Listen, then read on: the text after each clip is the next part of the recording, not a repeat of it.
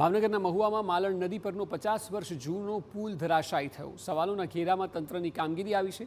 ભાવનગરના મહુવા તાલુકામાં માલણ નદી પર આવેલો 50 વર્ષ જૂનો કોઝવે પુલ રાત્રે રિનોવેશન કામ દરમિયાન તૂટતા અફરાતફરી મચી ગઈ. જોકે સદનસીબે આ દુર્ઘટનામાં કોઈ જાનહાનિ થઈ નથી. આ દુર્ઘટનાએ માર્ગ અને મકાન વિભાગની કામગીરી સામે અનેક સવાલ ઊભા કર્યા છે. 30થી વધુ ગામોને જોડતો આ મુખ્ય માર્ગ બંધ થતાં હજારો ગ્રામજનો મુશ્કેલીમાં મુકાયા છે.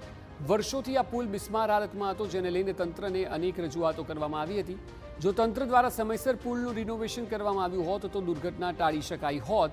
સ્થાનિકોની એક જ માંગ છે કે પુલમાં થીગડા મારવાને બદલે સરકાર તુરંત નવા પુલની દરખાસ્ત મંજૂર કરે, જેથી ભવિષ્યમાં મોટી હોનારત ન સર્જાય.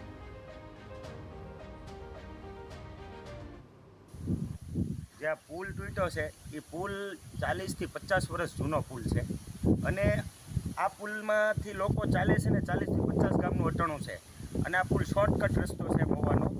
અને તંત્રની એટલી બધી ઘોર બેદરકારી કે તંત્રને ખબર છે કે અહીંથી આ પુલ ઉપરથી આ જ વર્ષની અંદર 2 વખત પાણી ગયું, છતાંય તંત્રએ આ પુલની મરમ્મત કરી નથી. તો શું કામ નથી કરી?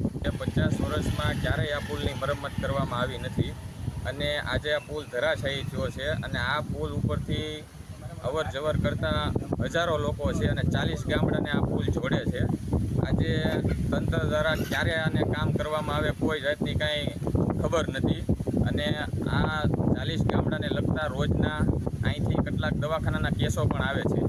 અહીંથી દિવસમાં 2 વાર 108 પણ પસાર થાય છે. તો હવે સરકાર ક્યારે આ બાબતને ધ્યાનમાં લઈ અને પુલનું કામ ચાલુ કરશે? ગત વર્ષે ચોમાસામાં પણ પુલની પ્રોટેક્શન વોલ ધોવાઈ ગઈ હતી, જેને કારણે પુલ જોખમી બન્યો હતો.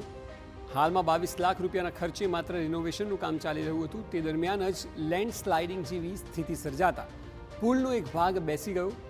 આ પુલ સથરા, વાઘનગર, કોટડા અને કળસાર જેવા 20થી વધુ ગામોને જોડતી મુખ્ય કડી હતો. પરંતુ હવે પુલ બંધ થવાને કારણે વાહન ચાલકોને 5 કિલોમીટર લાંબો ફેરો પડવો પડી શકે છે. હાલ તકેદારીના ભાગરૂપે પુલની બંને તરફ બેરિકેડ્સ લગાવીને અવરજવર સંપૂર્ણપણે બંધ કરાઈ છે. ગત ચોમાસામાં દિવાલ વધારે વરસાદને કારણે નુકસાન થયેલ હતું.